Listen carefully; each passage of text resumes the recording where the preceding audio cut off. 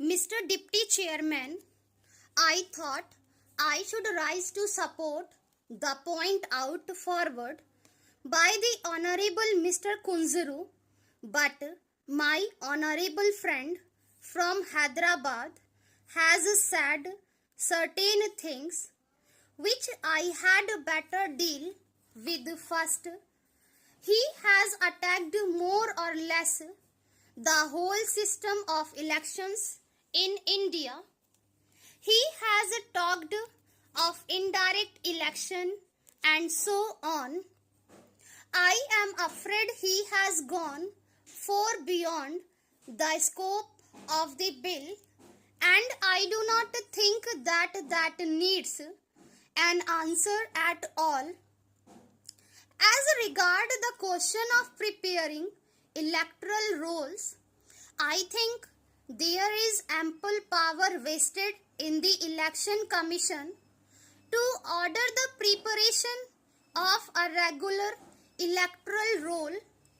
If the Election Commission considers it necessary for any extraordinary reasons, such as a luxury exodus from one place to another and things of that kind otherwise, as the honorable member himself said, it is such a vast country and such huge numbers are involved that I think it would be really an unnecessary burden on the resources of the state to launch upon the preparation of electoral rolls every year.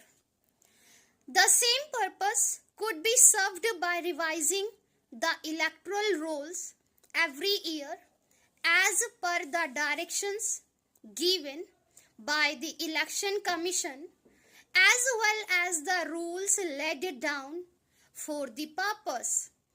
In a democracy, one of the prerequisites for its success is vigilance, and I think it would be quite in order to expect the people of various parties to interest themselves in the revision of these electoral rolls. In fact, that is an obligatory task of the citizens, and it only helps to greater awareness and alertness on the part of the different parties. There was another point made by my honorable friend to which I should like to refer. He referred to false personation. I am not going to deny it absolutely. There might have been some false personation, but to say that it was the Congress that resorted to false personation and that all other parties were paragons of virtue and were angels dropped from heaven is simply absurd. That he should have had the boldness to venture such a reckless statement, I should say irresponsible statement, without any proof whatever, was wholly unfair on his part to the Congress, and it is no credit to this august house that one of its members should make such an allegation against the opposition parties. Sir, my purpose is more to appreciate the stand taken by my honorable friend Shri Kunzuru. I do not know, it is for the honorable minister to say whether even now, as the clause stands, it would not be open to the Election Commission to review the order of the Chief Electoral Officer made in appeal against an order of the Electoral Registration Officer. I have an idea that the Election Commission is supreme in these matters that even there is an appeal from the electoral registration officer to the chief electoral officer and the chief electoral officer passes an order, though it may be final in the ordinary sense, it does not preclude the election commission for revising that order. I would like to be enlightened on this point.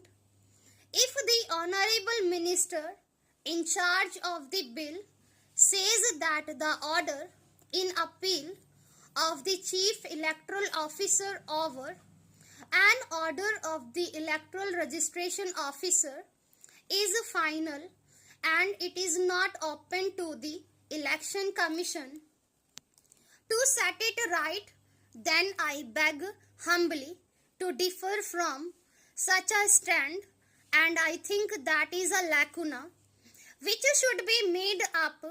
So I would like the honorable minister to apply his mind to this aspect and see that in no case the supreme authority of the election commission in this matter, which is of vital importance, is in the least abridged or curtailed.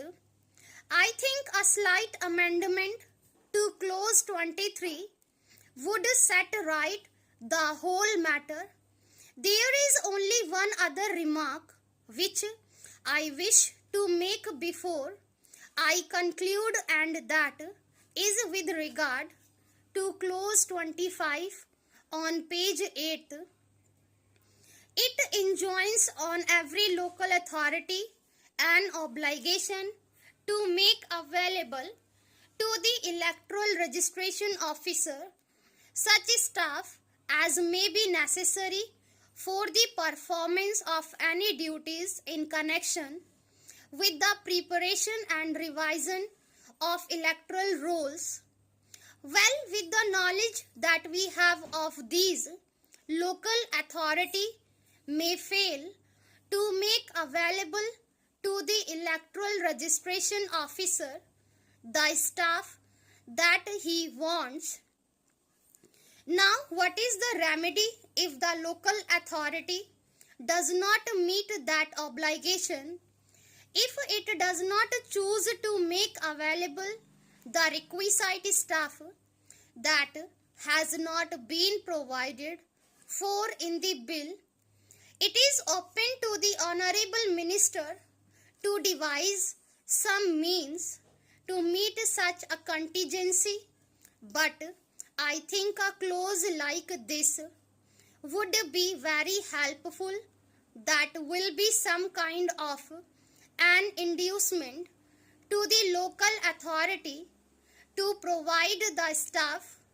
That is all that I have got to say, and I will no longer tire the house.